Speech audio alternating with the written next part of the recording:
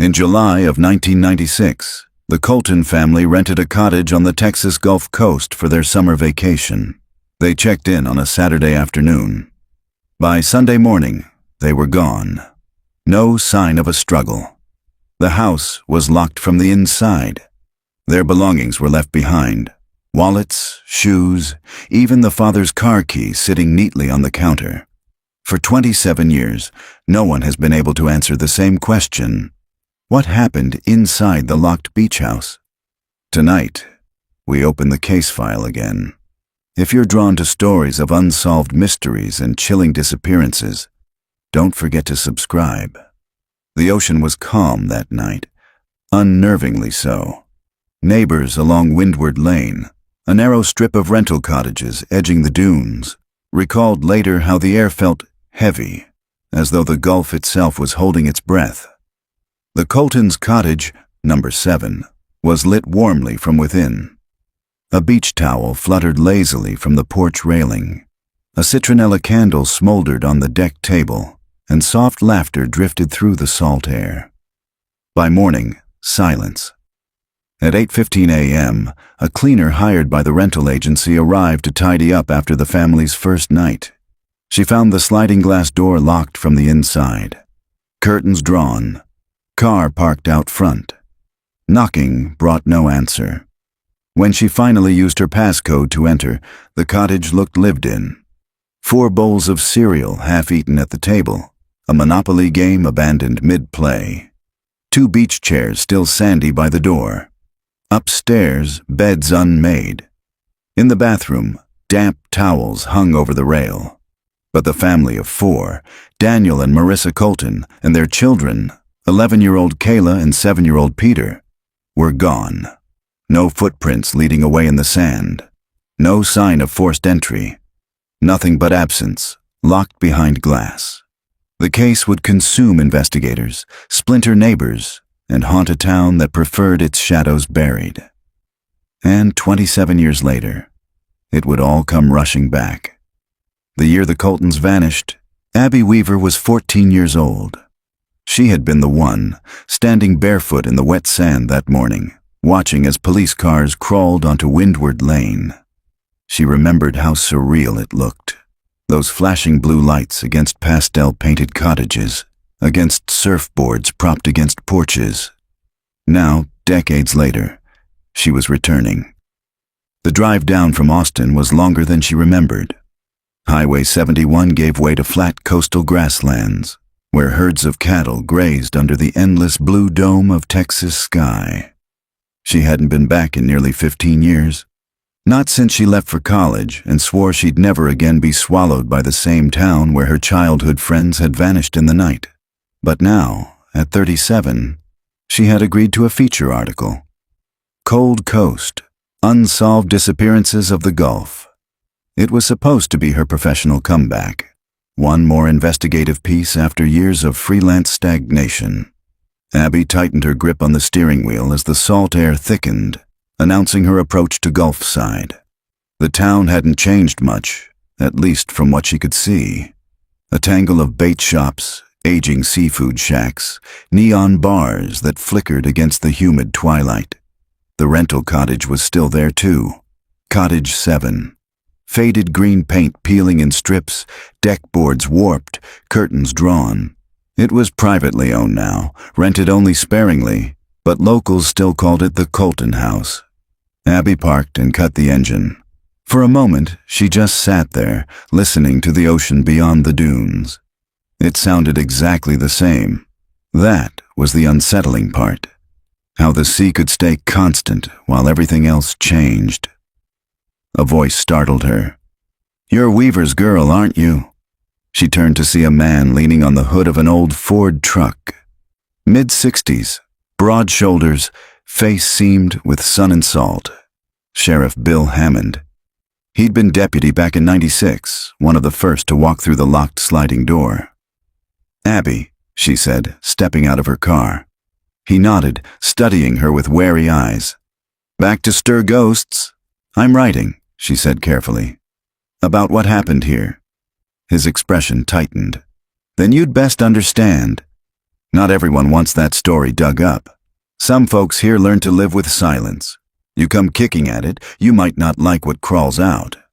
Abby met his gaze. Sheriff, I watched my friends disappear from the world without a trace. Silence isn't good enough anymore. For a moment, only the crash of waves filled the distance between them. Then Hammond sighed, pushing off the truck. You want to start? He asked. I'll tell you how it looked the morning we found nothing. Sheriff Bill Hammond's memory was sharp. Sharpened perhaps by the kind of guilt that never dulled. He leaned against the rail of Cottage 7's weathered porch as Abby switched on her recorder, the red light glowing between them. You want the morning? He asked, his gaze fixed on the horizon. Yes, as much detail as you can. He nodded slowly. All right then. July 14th, 1996. Rental cleaner calls us at 8:15. Says the house is locked. Family's car still out front. But no answer. I was deputy then. Sheriff at the time was Alan Burrows, but he was upstate that weekend. So it was me and 2 uniforms who rolled in first. Abby glanced at the sliding door. The glass was clouded with age, but she could still imagine the scene. Sunlight slanting across the deck, the faint smell of salt and mildew. We punched in the rental code and stepped inside. First impression? Normal. Family normal. Kitchen counter had a half-drunk pot of coffee, a cereal box open, spoons still in the bowls. TV remote on the couch arm. Nothing broken, nothing scattered. And quiet. He rubbed a hand across his weathered jaw. The kind of quiet that doesn't belong in a place where kids slept the night before. Abby scribbled notes, even though her recorder caught every word. No footprints leaving. Not a one, Hammond said. That's what shook us most. Morning tide had rolled in around 6. The sand should have shown tracks if they'd gone walking before that. But from the back deck to the dunes, it was smooth as silk. Like the beach had erased them. Windows? Locked. Everyone. From the inside, Abby felt a prickle of the same unease she remembered from childhood whispers, the idea of a family vanishing into thin air, leaving cereal spoons mid-stir. What did you do next? Called in county. Forensics, what passed for it back then. They dusted, they swabbed, they came up empty. No prints outside the families, no signs of forced entry. Car was untouched, keys on the counter like Daniel Colton had just set him down. He paused, eyes narrowing at memory. But upstairs, in the kids' room, I noticed something. 2 beds, both unmade. But Peter's pillow, it was damp, like someone had been crying hard into it. The detail clung to the air between them. Abby swallowed. Did you follow any leads? Everyone we could invent, Hammond said grimly. Boats offshore, drifters, jealous patients from Daniel's dental practice, runaway theories, abduction theories, cult theories. Neighbors swore they heard nothing, except one woman 2 cottages down claimed she saw a man standing on the Colton porch at midnight. Said he wore a hat. Couldn't see his face. Abby felt her pulse quicken. A stranger? Or a neighbor, Hammond said. Place was full of rentals. Folks drifted in and out. Nobody kept track. And what about the family themselves? He hesitated. That's where it cut deep. Daniel was solid. Marissa too, but we started hearing whispers about marriage strain. Money troubles. Folks suggested maybe they walked away. Walked away, Abby repeated, her tone edged. From their kids' cereal bowls, from their shoes by the door. That's what I said, Hammond muttered. But 27 years changes how people remember. Some will tell you they knew the Coltons weren't happy. Some will swear they saw bruises, arguments.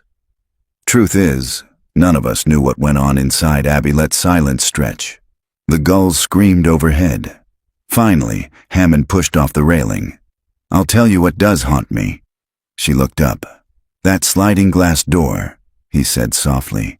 Locked from the inside. That's not how you leave a house. That's how you close a trap. Abby felt the chill run through her. As Hammond walked back toward his truck, She stood staring at the cottage. The sea breeze pressed against the curtains inside, making them ripple faintly as if the house still breathed. For the first time in years, she wondered whether the Coltons had ever left the beach house at all. Abby's notebook was already half filled with Hammond's words, but she knew she couldn't lean on one voice, not even his. Memory was fragile. Stories shifted depending on who told them. To rebuild the Coltons last night, she'd need more voices, the ones that had stayed quiet for decades. She began with the obvious place, the Sand Gull Diner. It had always been Gulfside's center of gossip, a squat building with peeling turquoise paint, red vinyl booths, and the faint smell of fried shrimp soaked into the walls. The waitress still wore her hair piled high in a messy bun, though now it was streaked with gray. Abby recognized her instantly. "Missy?" she asked cautiously, sliding onto a stool at the counter. The woman turned, squinted, and then her eyes widened. "Well, I'll be. Little Abby Weaver. Haven't seen you since, God, since you were what, high school?" "Something like that." Abby managed to smile. "I'm writing about the Coltons." Missy's smile faltered, but she poured coffee anyway. "Thought that storm had blown itself out years ago." "Not for everyone," Abby said softly. "Not for me." Missy set the mug down with a clink. "What do you want to know?" "Do you remember them?" "Sure. Came in here the night they checked in, Saturday. Ordered burgers, kids got milkshakes. They looked normal, maybe tired from the drive. I remember the little boy dropped his straw, and the dad laughed, said, 'Vacation rules.' 3-second rules extended to 10. Everyone laughed." She hesitated, frowning. "They didn't look like people about to vanish?" "Did you see anyone talking to them? Anyone watching?" Missy shook her head. "Place was crowded. Summer always is." "But," she stopped. "But?" Her eyes flicked to the corner booth by the window. There was a man there that night. Alone. Ate a slice of pie. Never looked up once. Except when the Coltons walked out. Then he followed them with his eyes. All the way to the door, Abby's pen stilled. "Did you recognize him?" "No. Never saw him before. Never after Missy's lips pressed tight. I told police back then. Don't think they ever found him." Abby thanked her, left a tip, and stepped back into the humid night air. The surf boomed in the distance, steady as a drumbeat. A stranger watching the Coltons, shadowing them with his eyes. It was too thin to build on, but it was something. She decided to visit another name that had come up in her research, Frank Dillard. He had been the rental agent in '96, managing all of Windward Lane's cottages. Rumor was he still lived in town, though he'd retired years ago. Frank's house was a weathered bungalow on the edge of the marsh. He opened the door shirtless, belly sagging, eyes watery with drink. When Abby introduced herself and her purpose, he almost slammed the door in her face. "Not interested." "Mr. Dillard, please. You were the last person to hand the Coltons their keys." His hand froze on the door frame. He stared at her, then stepped aside reluctantly. The house smelled of mildew and old liquor. "I gave them the code," he said flatly, sinking into a recliner. "That's all." Family came in late afternoon, signed the forms, smiled polite. "Nothing unusual. You didn't notice anything odd? Anyone hanging around the cottages?" His eyes flicked to hers, then away. "I noticed cops crawling all over my properties for weeks after. Tourists canceling left and right. Do you know how much money I lost that summer?" "It wasn't about money," Abby said sharply. "Everything's about money," he muttered. Then, after a pause, "You want to know the truth? That house should have never been rented. Place always felt wrong. Locks sticking, doors swelling, lights flickering. I used to joke it didn't want tenants." Should have listened. Abby's skin prickled. "Are you saying the house itself?" "I'm saying," he cut in, "that people come to the coast thinking they can leave their problems behind. But this place, it keeps them, holds them in the walls." she left unsettled. It was half-drunken rambling, maybe, but it clung to her as she drove back toward the cottage. The sun had dipped below the horizon, sky bleeding orange into violet. Abby pulled over near the dunes and killed the engine. She needed air. The beach stretched empty, a sheet of silver under the rising moon. She walked toward the water, shoes in hand, letting the surf lap her ankles. Somewhere out there, beyond the black horizon, the gulf hid its secrets. She thought of Peter's damp pillow, of Missy's stranger in the diner, of Frank's muttering about walls that hold things. And for the first time since she was 14, Abby felt the terrifying possibility settle into her chest. Maybe the Coltons had never left the cottage alive. The Gulf Side police station still looked the way it had in Abby's memory. A low brick building with a flag that snapped listlessly in the humid air, the faint smell of diesel from the shrimp boats drifting through the open door. Sheriff Hammond had arranged for her to access parts of the old Colton file.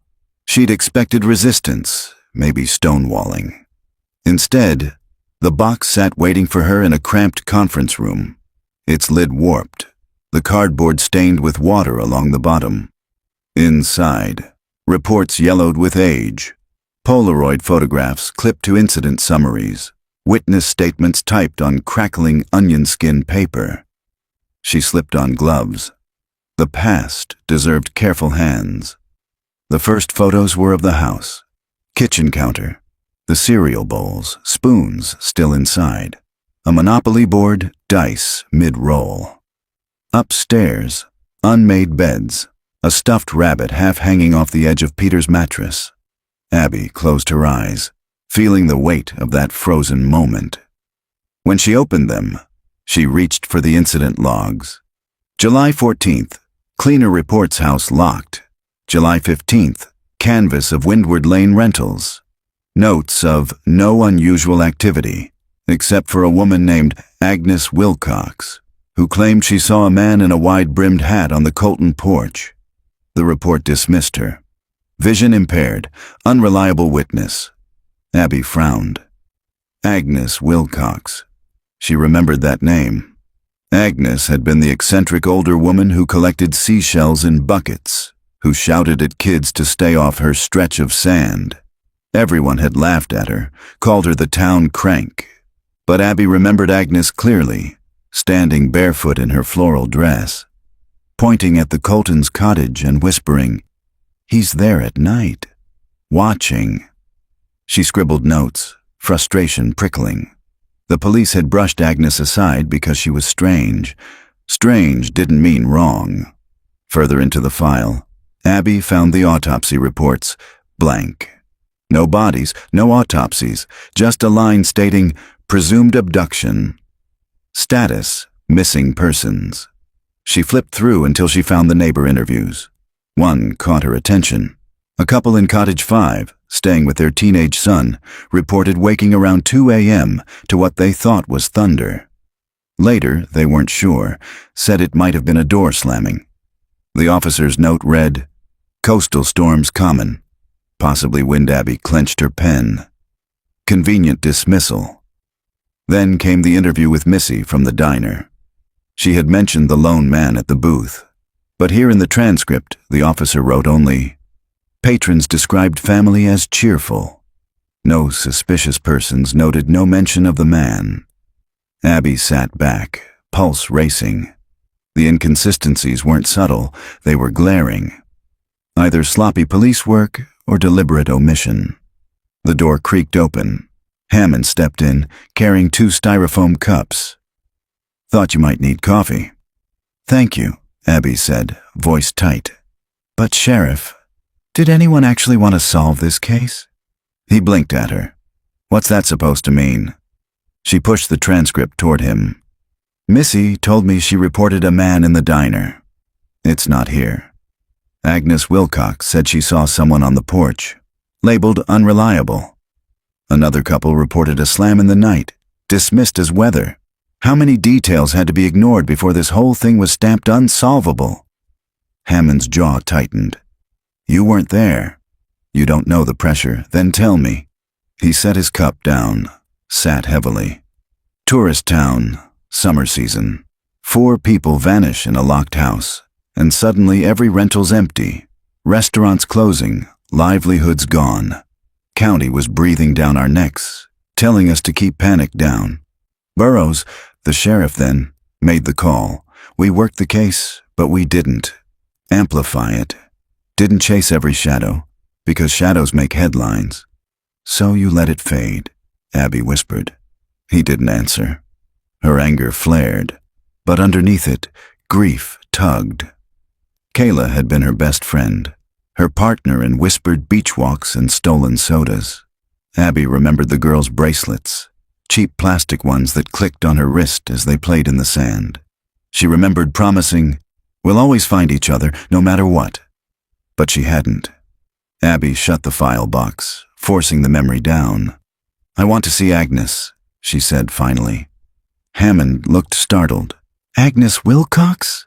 "She's still alive, but—" He shook his head. "She's not well." "Where does she live?" He hesitated, then sighed. "Old trailer park by the causeway. You'll smell it before you see it. Just don't expect much." "She talks in circles. I'll take circles over silence," Abby said, rising. As she carried her notes out of the station, the evening sun bled across the horizon. The case file weighed heavy in her arms, but heavier still was the realization forming inside her. Someone had buried the truth about the Coltons, and if the town had helped shovel sand over it, then digging it up would mean more than stirring ghosts. It might mean exposing the living. The trailer park lay just past the causeway, tucked between salt marsh and scrub grass.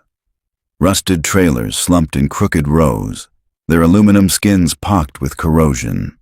A few had flower pots on their steps, attempts at cheer against the smell of brine and rot. Abby eased her car onto the gravel, dust pluming behind her.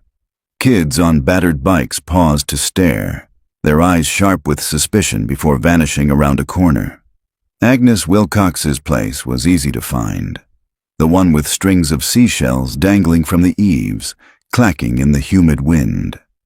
A faded sign nailed to the door read, "Keep out, God is watching." Abby climbed the steps and knocked. The door opened just wide enough for one pale blue eye to peer out. "Who are you?" "My name is Abby Weaver. I'm writing about the Coltons. People told me you might know something." The eye blinked, suspicious and quick. "Journalists always come too late." "I grew up here," Abby said quietly. "I was Kayla's friend." The door creaked wider. Agnes Wilcox stood in the shadows, wiry frame wrapped in a faded nightgown, her gray hair wild. Her face was lined but alert, sharper than Abby expected. "You'd better come in," Agnes said, "before the gulls tell them you're here." Inside smelled of seawater and mildew. Newspapers were stacked waist-high, covering every surface. Seashells lined the windowsills, arranged in strange patterns. A portable fan hummed in the corner. Agnes sank into a chair, gesturing for Abby to sit on a crate. Her eyes darted constantly toward the window. "You were the only one who said you saw someone that night," Abby began gently. "On the Coltons' porch." Agnes's lips pressed tight. "I saw him more than once." "Who was he?" "A man in a hat, wide-brimmed like a fisherman's. He came at night, always after midnight, stood on their porch. Sometimes he'd press his hand against the glass, like he was testing it." Abby shivered. "Did he go inside?" Agnes nodded slowly. "The last night he went in." Abby's pen scratched frantically. "You're sure?" "I watched from my window. Everyone laughed at me, said I was crazy, but I know what I saw. He went in. And when he left, he wasn't alone." The words hung in the air. Abby leaned forward. "Who was with him?" Agnes's gaze darted to the shells on the sill, then back. "The little boy?" "Peter, his hand in the man's hand, quiet as a shadow." Abby's pulse hammered. "And Kayla, the parents?" Agnes shook her head. "Never saw them again." Just that man, and the boy. Abby struggled to steady her breathing. Why didn't the police believe you? Because I collect shells. Because I shout at children. Because I know gulls talk. Agnes's voice cracked. They called me unreliable. But I know he took the boy. For a moment, Abby saw not madness but grief etched in Agnes's face, raw and unhealed. She swallowed. Do you know where they went? Agnes's eyes grew distant. Sometimes I hear him still. At night when the tide's high. A man whistling, low and flat. The same tune, over and over, and I think he's calling someone. Abby felt her skin crawl. What tune? Agnes hummed, halting, a simple rising and falling pattern, childlike, almost a lullaby. Abby recorded it, heart racing. Suddenly Agnes grabbed her wrist with surprising strength. They'll come for you if you dig too deep. Same as they came for them, Abby tried to steady her voice. Who, Agnes? Who will come? Agnes's eyes bored into hers. The ones who keep the locks. The phrase chilled Abby more than the gulls screaming outside. She thanked Agnes and left, though her hands shook on the wheel as she pulled away. The sky had darkened, storm clouds boiling offshore. Abby replayed the recording of the hummed tune over and over until it burrowed into her mind. A man in a hat, a hand against the glass, a boy led away in silence, and a phrase that sounded less like madness, more like a warning. The ones who keep the locks. The storm broke just before dawn. Abby lay awake in her motel bed, the ceiling flashing with each strike of lightning, rain pelting against the glass. She had left her recorder running, replaying Agnes's tune again and again until it threaded itself through her dreams. A man in a hat. A boy's hand in his. The ones who keep the locks. By the time the storm drifted inland, Abby sat at the small desk, her laptop open. The motel's Wi-Fi sputtered but held. She typed into the search bar, Gulf disappearances wide-brimmed hat. It was a long shot. But in true crime, patterns lived in the margins. Within an hour, she had half a dozen local news clippings from the 1980s and 90s. A missing girl in Corpus Christi, last seen near a boardwalk arcade. A woman in Port Aransas, vanished on her walk home from work. And a fisherman in Galveston who swore he'd seen a man in a hat standing by the pier at midnight, whistling. Her pulse quickened. The descriptions varied, sometimes a straw hat, sometimes felt, always wide-brimmed, always at night. She cross-referenced the dates. 3 of the disappearances clustered within the summer of '94, another in '96. The Coltons. It could be coincidence. Coastal towns were full of drifters, hats, shadows. But something in Agnes's certainty, in her trembling voice, gnawed at Abby. She closed her eyes and remembered Kayla. 11 years old, hair always tangled from the wind, bracelets jangling as she leaned close to whisper secrets. If we ever get lost, we'll leave signs. We'll find each other again. Kayla had said it one evening as they built sand castles, their mothers watching from folding chairs. Abby remembered laughing, carving clumsy arrows into the sand with a stick, pointing toward the dunes. Now, decades later, the memory stabbed her. What if Kayla had tried to leave a sign that night? What if no one had looked hard enough? Abby shoved back from the desk, unable to sit still. She drove through streets still slick with rain, toward the library. The Gulfside Public Library smelled of damp carpet and old paper. The librarian, a quiet man with a hearing aid, barely looked up as Abby spread clippings across a table. She scanned the microfilm machine, scrolling through reels of local papers from 1996. There, on page 6 of the Coastal Times, she found it. A small column headlined, Unconfirmed Report. Stranger sighted near cottages. The description was vague. A tall man in a broad hat. It mentioned Agnes by name, then undercut her testimony with quotes from neighbors calling her eccentric. Abby's throat tightened.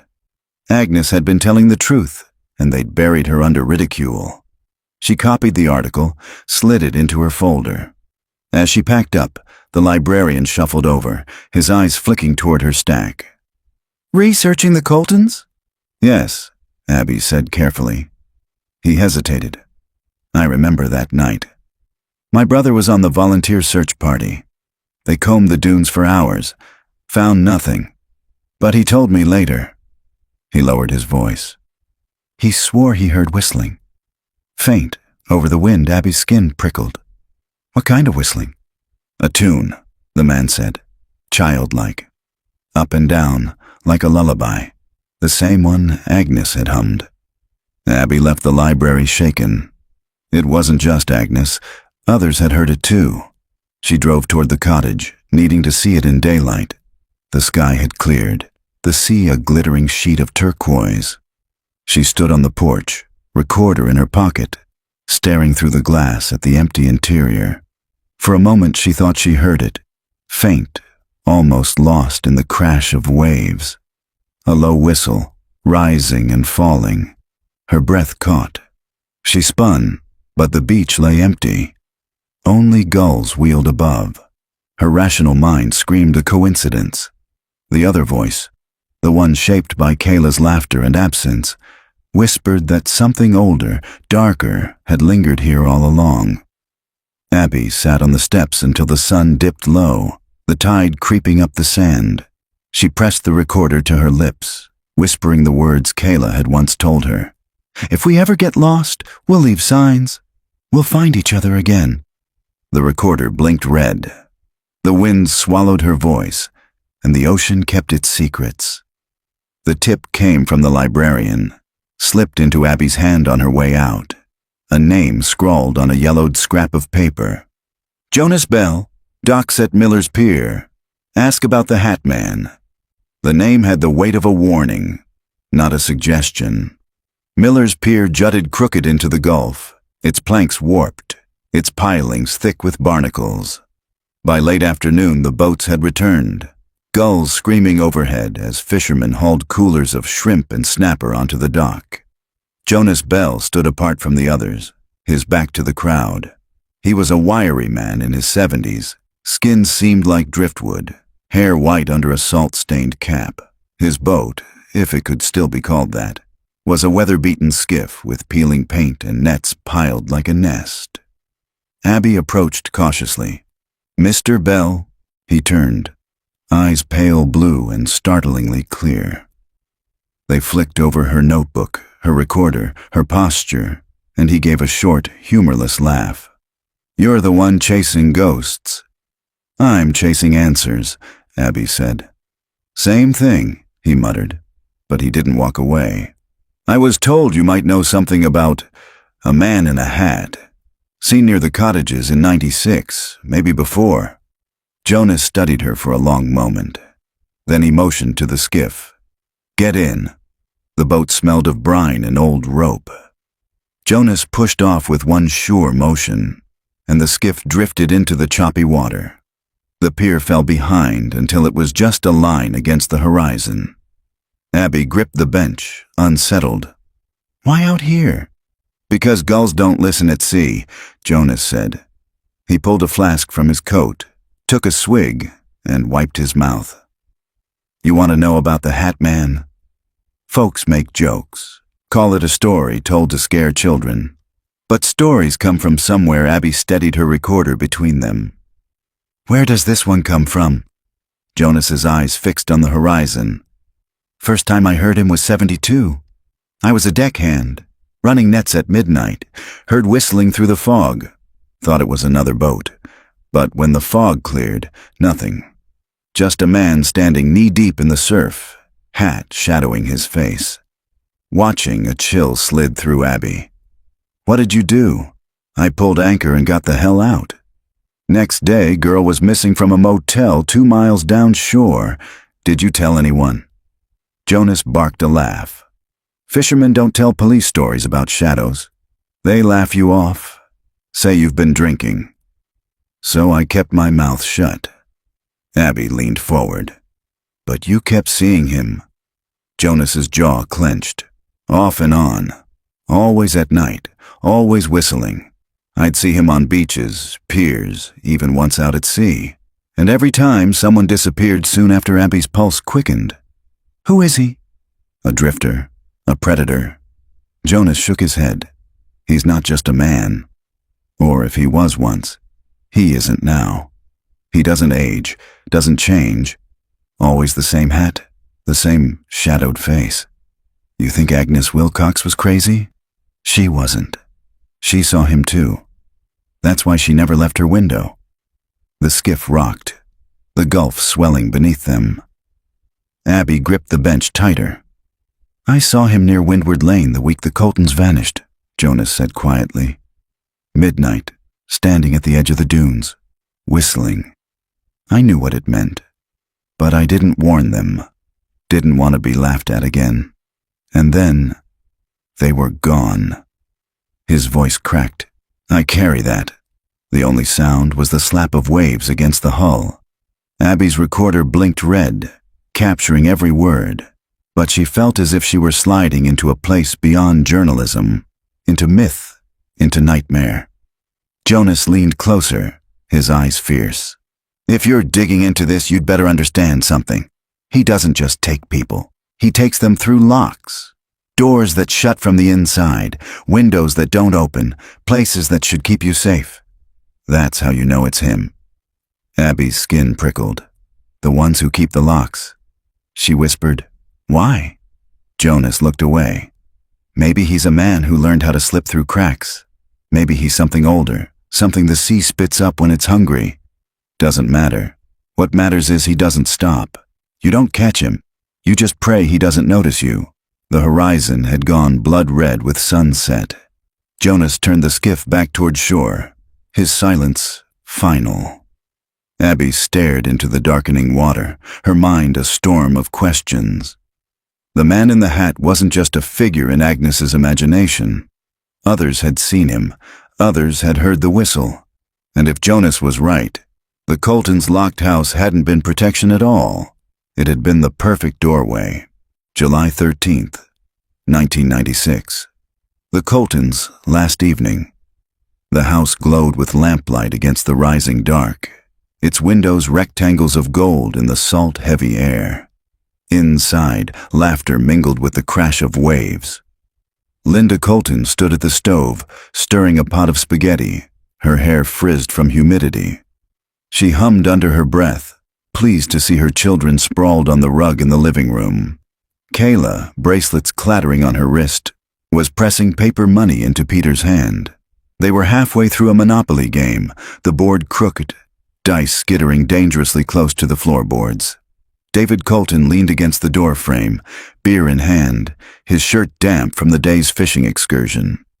He looked tired, but content. This was why they'd rented the beach house, to step away from the grind of Houston, to watch their children be children a little longer. "Dinner in 10, Linda called. "Kayla's cheating," Peter said with mock outrage. "Am not." Kayla's grin was wide, full of a missing tooth charm. "I'm just winning." David chuckled and ruffled her hair as he passed. "That's my girl." Outside, the last sun bled into the horizon. The dunes loomed as silhouettes, grasses bowing in the onshore wind. Somewhere, faint and nearly lost beneath the surf, a whistle threaded the night. Neither Linda nor David noticed it at first. But Peter paused, dice in hand. "Mom?" he asked. "Who's that whistling?" Linda frowned, spoon in midair. "I don't hear anything, honey." But Peter did. He turned toward the window, his small face intent, as though the tune belonged to him alone.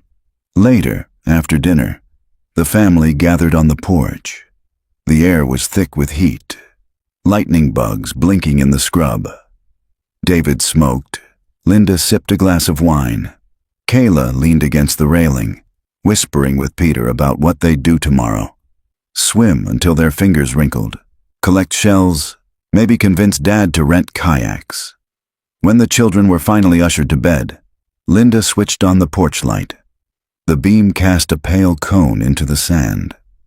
For a moment, a shape flickered at the edge of it. Tall. Still.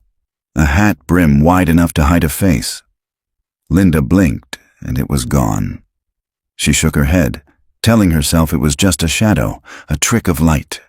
Upstairs, Peter whispered to Kayla. I heard it again. The whistling? He nodded. Kayla pulled the blanket higher. Don't tell Mom. She'll say you imagined it. I didn't. Then it's just somebody on the beach, Kayla said, though she shivered. We're safe inside. It's locked. She reached for his hand under the covers, their fingers twining. Downstairs, David locked the front door. Click. The sound echoed too loud in the still house. The night deepened. Waves boomed. The whistle came again, closer now, weaving through the rush of surf and wind. A lullaby of rising and falling notes, simple, insistent. Kayla dreamed of sandcastles and arrows carved in the tide. Peter dreamed of footsteps in the hallway. At 2:13 a.m., a door clicked open. The Monopoly board lay on the rug where they had left it, dice frozen mid-roll. The pot of spaghetti sat crusted on the stove, and by sunrise, the beach house was silent, locked from the inside.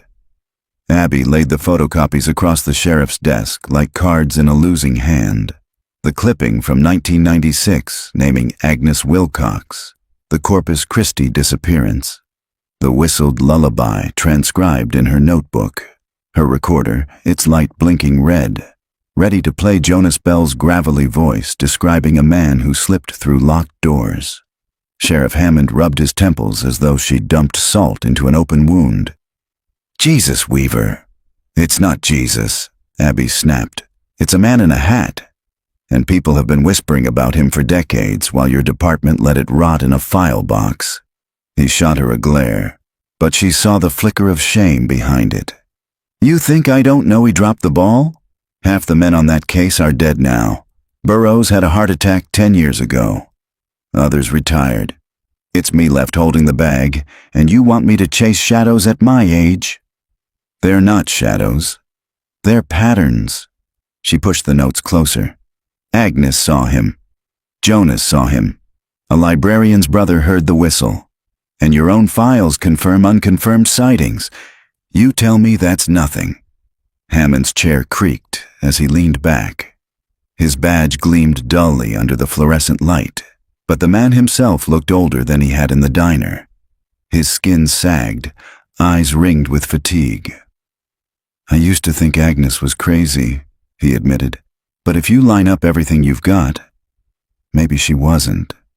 Maybe Jonas wasn't either. Maybe we all just didn't want to see it. Abby's pen tapped against her notebook. Then let's see it now.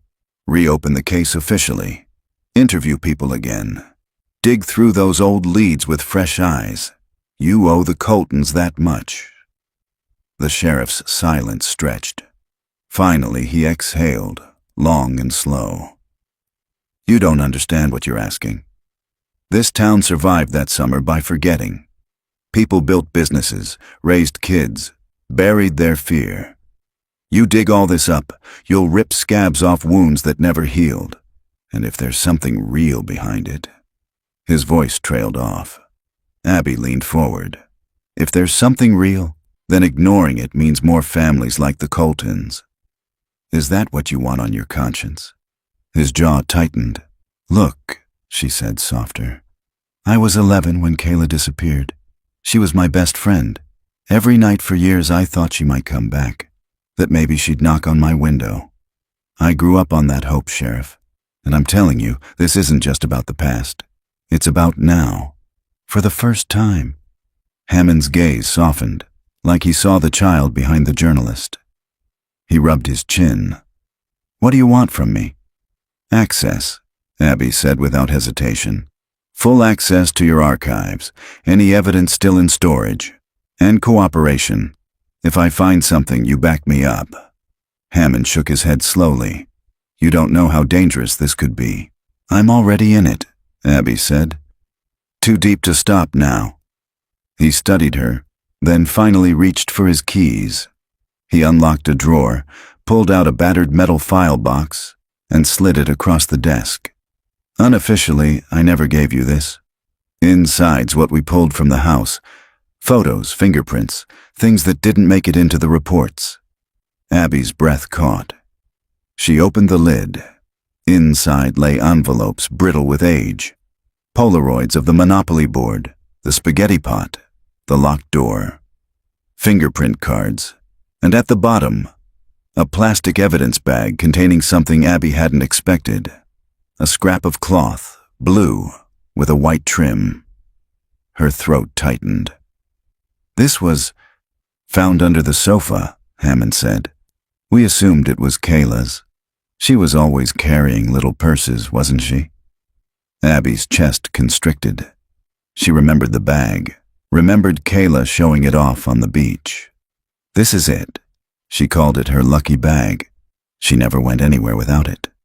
Hammond looked weary. We tested it. No blood, no hair, nothing. Just fabric. But it proves she was in that room, Abby whispered. He gave her a pointed look.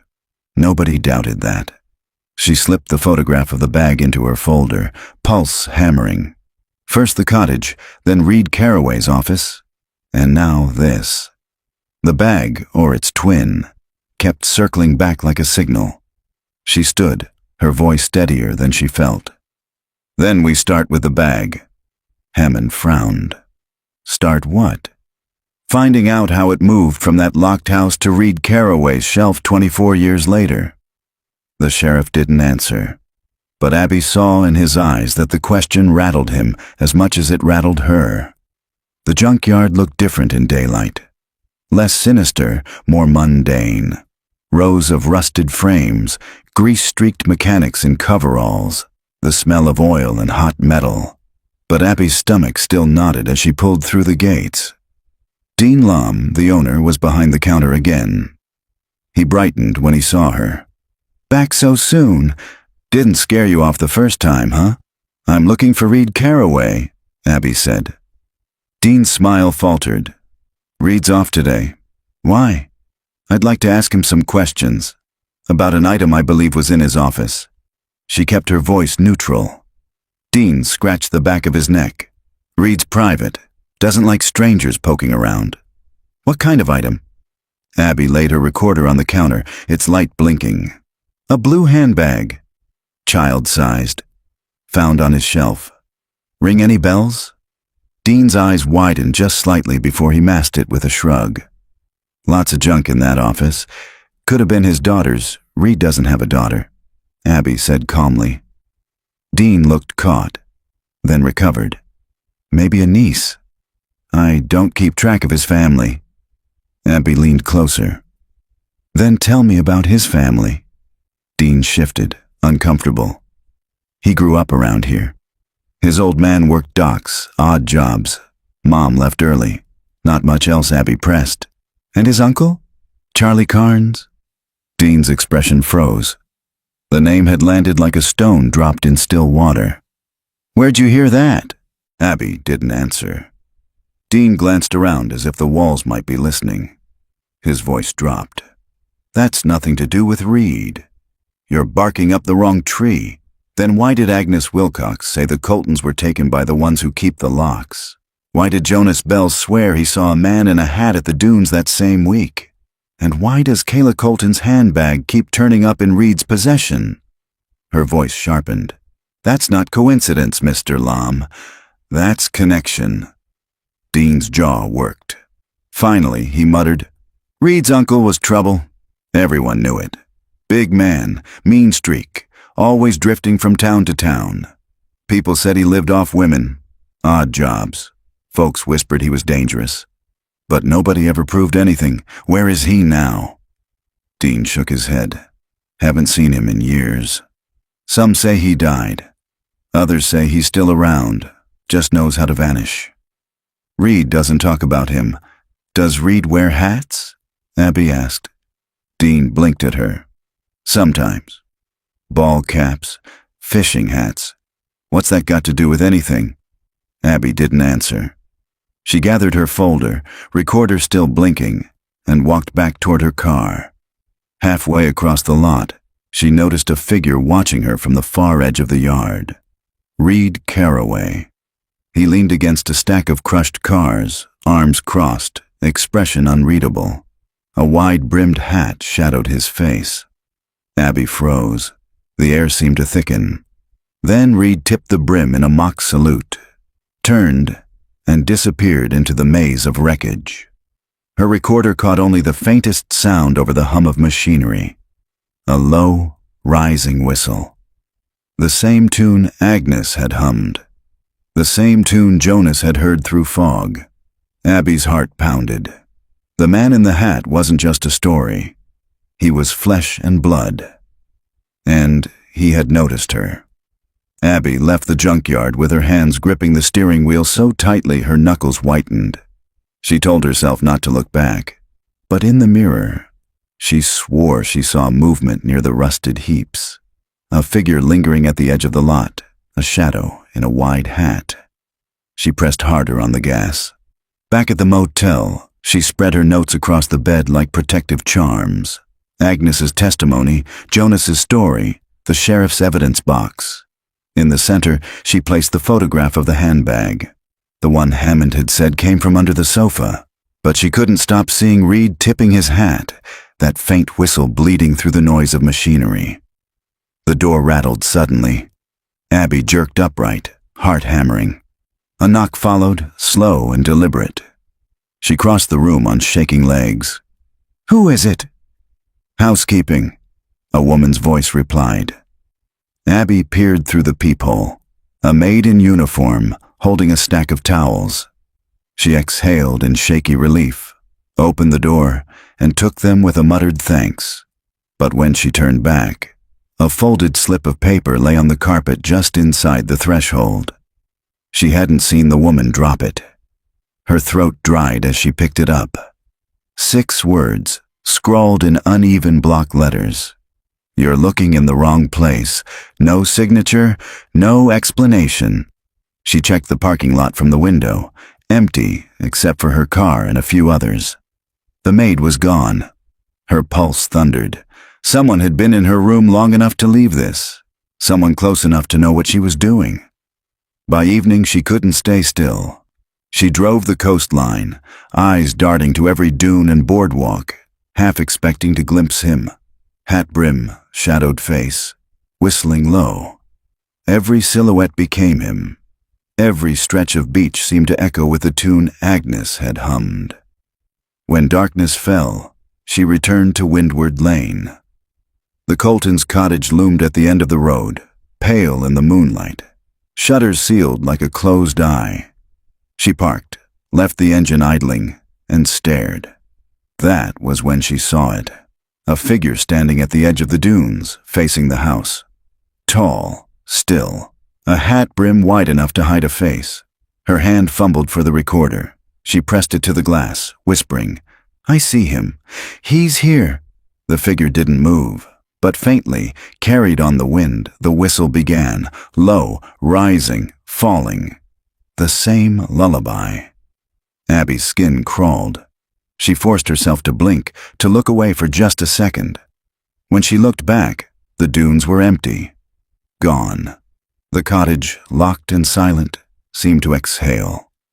Abby stayed until the whistle faded from her ears, until only the crash of waves remained. Then she drove back, shaken, recorder still blinking red. For the first time since she had started digging, she wasn't sure if she was documenting the truth, or being pulled into the same nightmare that had swallowed the Coltons. The storm rolled back in just before midnight. Thunder cracked over Gulfside, and the waves churned white against the pilings of Windward Lane. Abby sat in her car at the edge of the road, headlights off, recorder balanced in her palm. "This is Abby Weaver," she whispered, voice trembling. "July 13th, 2020. 24 years since the Coltons vanished from this house. I'm going inside." The cottage loomed, shutters closed, pale paint streaked with salt. The police tape had long since rotted away. Only the heavy padlock on the front door remained, scarred with rust. Her keychain clicked. Hammond's file box had contained an old duplicate, marked evidence only. She hadn't asked permission. She couldn't. The key turned with a groan. The door opened onto stale air. She stepped inside. The living room looked frozen in time. The Monopoly board still lay on the rug, dice mid-roll. The pot on the stove, now crusted into rust, sat where Linda Colton had left it. Dust lay heavy over everything, as if the house itself had been holding its breath for 2 decades. Abby whispered into her recorder. The interior is preserved. Nothing touched. Her flashlight beam skimmed the sofa, the kitchen counter, the staircase. Every creak of the floorboards seemed magnified. Upstairs, the children's room waited. She paused at the threshold. 2 twin beds, one with blankets still twisted, as if a child had risen in the night. Her throat closed. Kayla's hairbrush sat on the dresser, brittle strands still caught in its teeth. She crossed to the window. Locked. She tested the frame, stuck tight. Every window in the house was the same, Hammond had told her, sealed from the inside. So how had the Coltons vanished? Behind her, the whistle began, soft rising and falling. Abby spun, flashlight jerking across the empty room. Nothing, only her own breath rasping in her throat. She gripped the recorder. The whistle is inside. Downstairs, a door slammed, her blood iced. She crept to the landing, heart pounding. The living room lay in darkness, but in the beam of her flashlight, a figure stood by the front door. Tall, still, a hat brim wide enough to hide a face. Reed, or the Hat Man. "Who are you?" Abby demanded, though her voice broke. The figure didn't move. The whistle continued, low and endless, filling the house. Abby raised the recorder. Why the Coltons? Why the locked doors? For a heartbeat, silence. Then a voice, not loud, not soft, but flat, as if spoken from a great distance.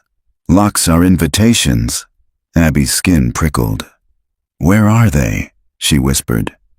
The figure tilted its head. "Behind the walls." Always behind the walls. She dared a step closer, flashlight trembling. "Kayla Colton was my friend. Where is she?" The whistle cut off. The figure lifted a hand, pointing toward the staircase wall.